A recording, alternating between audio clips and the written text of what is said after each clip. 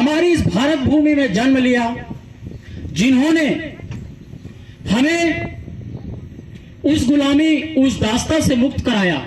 वह दास्ता क्या थी मेरे भाइयों? एक ऐसी दास्ता जो जन्म जन्मांतर तक शायद न छूटती, एक ऐसी गुलामी जो जन्म जन्मांतर तक न छूटती। यदि बाबा साहब हमारे जन्म नहीं लिए होते इस धरती पर।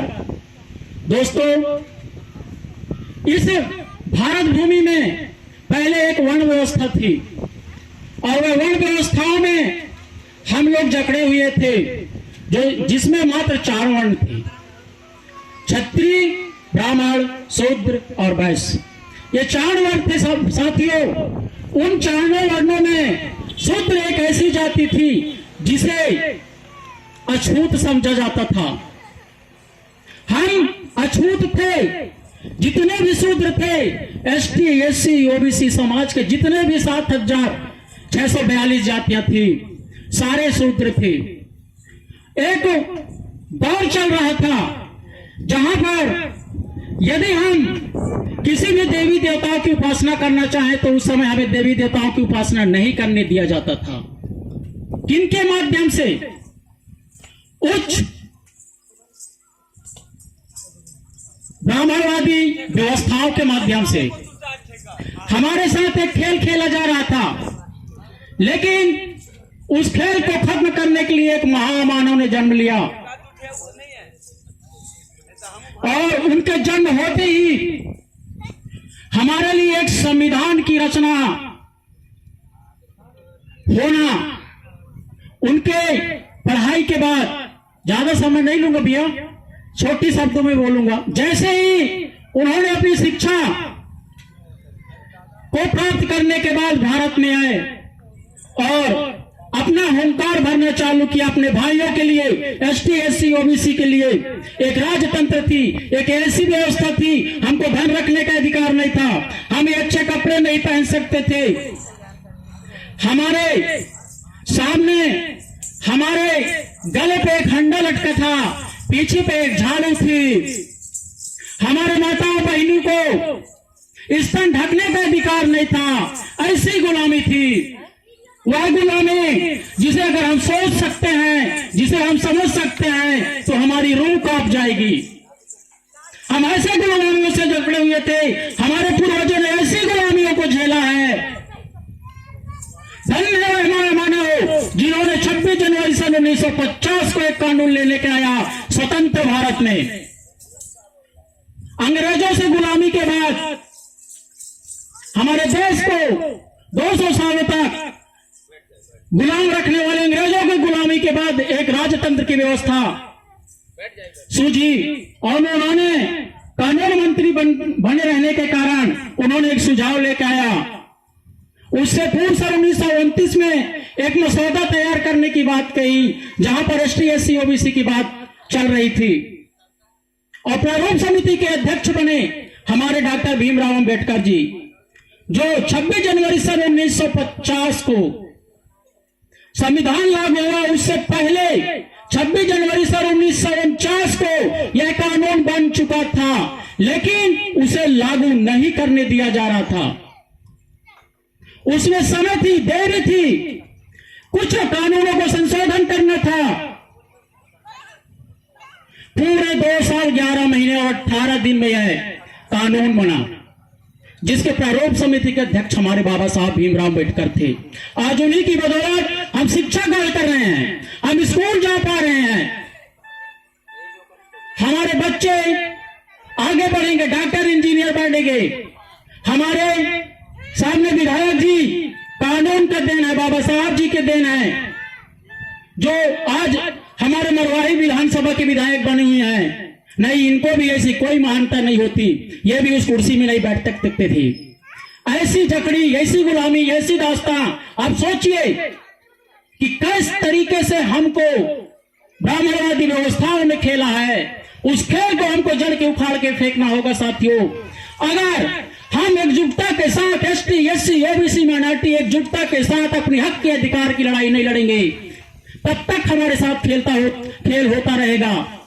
हमारे बच्चे बगल की स्कूल में पढ़ने जाते हैं, हमारे छोटे भाई बहन स्कूल के पढ़ने जाते हैं, उस स्कूल में अम्बेडकर वादी व्यवस्थाओं को, उनकी सोच को, उनकी विचारधारा को, उस पुस्तक को अपने घर में लाना होगा और ब्राह्मणवादी व्यवस्थाओं को उखाड़ के फेंकना होगा। जिन लोगों के माध्यम से भी हो हमारे और हमारे लोगों के खिलाफ आवाज उठाई जाएगी, हमारे अधिकारों के खिलाफ आवाज उठाई जाएगी, हम उनकी इस दमनकारी योजना को अपने संगठन के माध्यम से कुचल देंगे, दबा देंगे, क्योंकि हम अम्बेडकरवादी हैं। हम लोग क्या है भैया? अम्बेडकरवादी हैं। हम संघर्षों के आदी हैं। संघर्ष कराना हमारा खून में है, हमारा रक्त में है। जो लहू बनकर कतरेगा, जो लहू बनकर कतरेगा, जो सोचेगा, जो समझेगा कि कुचल देंगे हम इनको, कि कुचल देंगे हम इन एसटी, एससी, ओबीसी माइनॉरिटी को, तो हमारा खून जो है संघर्ष करने के लिए तलवार बन के उठेगा, तलवार बन के उठेगा। साथियों, इस बात को आप लोग अपने दिमाग में रख लीजिए। अपने बच्चों को एक अच्छा उच्च शिक्षा दीजिए, एक ऐसी व्यवस्था दीजिए, पढ़ने से मत कतराइए, 2 वक्त की रोटी उनको खाने को न मिले आप लोगों को, लेकिन अपने बच्चों को शिक्षा प्राप्त कराइए। और हमारे यहाँ चपरासी से लेके राष्ट्रपति तक और पंच से लेके सांसद तक हमारे लोगों का होना बहुत जरूरी है।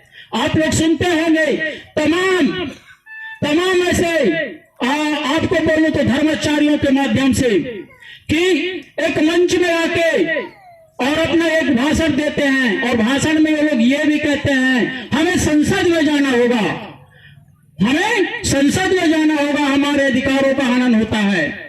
क्या है भैया? हमारी आरक्षण क्या है? आज हमारी आरक्षण को लागू करने के लिए हमारी सरकार ने एक योजना बनाई वर्तमान समय में, जिसे जो है लागू नहीं करने दिया जा रहा। किनके द्वारा? हमारे अधिकारों को मारने वालों के द्वारा। कितनी आरक्षण है हम लोगों की? एससीओ की आरक्षण 11.9 पॉइंट है इस छत्तीसगढ़ में, जिसे हमारी यूपीए सरकार ने 13%, 16% करने का पर अपना विधानसभा में पारित किए। आदिवासी भाइयों के लिए उन्होंने कानून लेके आए, आरक्षण की बात कही, ओबीसी के लिए कानून लेके आए, लेकिन उन्होंने क्या किया? हमारा नुकसान किया। उसको पास होने नहीं दे रहे हैं। जितनी नौकरियां निकाली जानी थी 2023 और 2024 में, आपको बता दूं साथियों, वो नौकरी नहीं निकल पा रही है। हमारे लोग उसमें भर्ती नहीं हो पा रहे हैं। यदि कोई नौकरी निकालने के लिए सरकार कोई विज्ञप्ति जारी करती है तो उसमें ऐसे लोगों के माध्यम से हाई कोर्ट में स्टे लाया जाता है, जिसके कारण हम लोग ऊपर में न बैठ पाए, हमारे लोग ऊपर में न बैठ पाए, अच्छी सुख सुविधाओं को न भोग पाए। ऐसी सोच, ऐसी घृणित मानसिकता, ऐसी स्पृष्टता इनके मन में बैठी है, इनके दिमाग में बैठी है, जिसे हम सबको उखाड़ के फेंकना होगा। और जब तक हम संगठित नहीं रहेंगे, जब तक हम संगठित नहीं रहेंगे, हमारे साथ इनके माध्यम से ऐसा ही किया जाएगा। हमको एक आवाज बननी पड़ेगी, हमको एक आवाज बननी पड़ेगी, हम सबको एक होना पड़ेगा। जाति व्यवस्थाओं को हमारे बीच में खत्म करना पड़ेगा, नहीं तो जातियों में हम बंधे रहेंगे, हमारे लोग बंधे रहेंगे और हम एक दूसरे से दूर रहेंगे। एक सामाजिक प्रवृत्तियां हैं, मैं मानता हूं ऐसा, एक सामाजिक प्रवृत्तियां हैं। कोई आदिवासी भाई है, आदिवासी भाई के यहाँ जा नहीं सकता, उसके यहाँ रोटी बेटी कहे भैया वो फला पाल का है, ये ऐसा पाल का है, अपन लोग नहीं जाते। एससीओ के अरे यार वो दूसरे समाज का, वो तीसरे समाज का, हम नहीं कहते। ओबीसी भाई अरे वो तो ये है, वो है, नहीं। लेकिन आप लोग देखेंगे, आज गूगल के माध्यम से आप सर्च कर लीजिए, दुनिया में आप देख भी रहे हैं, बाकी इन 3 जातियों में क्यों भेद नहीं है, मतभेद क्यों नहीं है? तीनों के यहाँ ये लोग आते जाते हैं, संभावना है, रोटी बेटी भी चलती है। और सारे ऐसे देश में उदाहरण हैं जिन्हें अगर पूछा जाएगा तो हम बता भी सकते हैं। ये क्या है? डॉक्टर रमन जी के हमारे उनका परिवार के सदस्य का विवाह किनके साथ हुआ? वो तो छत्री है ना। एक कहने की बात बता रहा हूं आपको। ऐसे ही होता है दोस्तों। हमें आपस में लड़ना नहीं है, हमें आपस में बैर नहीं करना है, हमें ऊंच नीच आपस में नहीं लेके आना है। जिन्होंने जो अर्पिस्ता दी है उन्हीं के मुंह में उसको उलट के फेर के मारना है और संगठित होगा।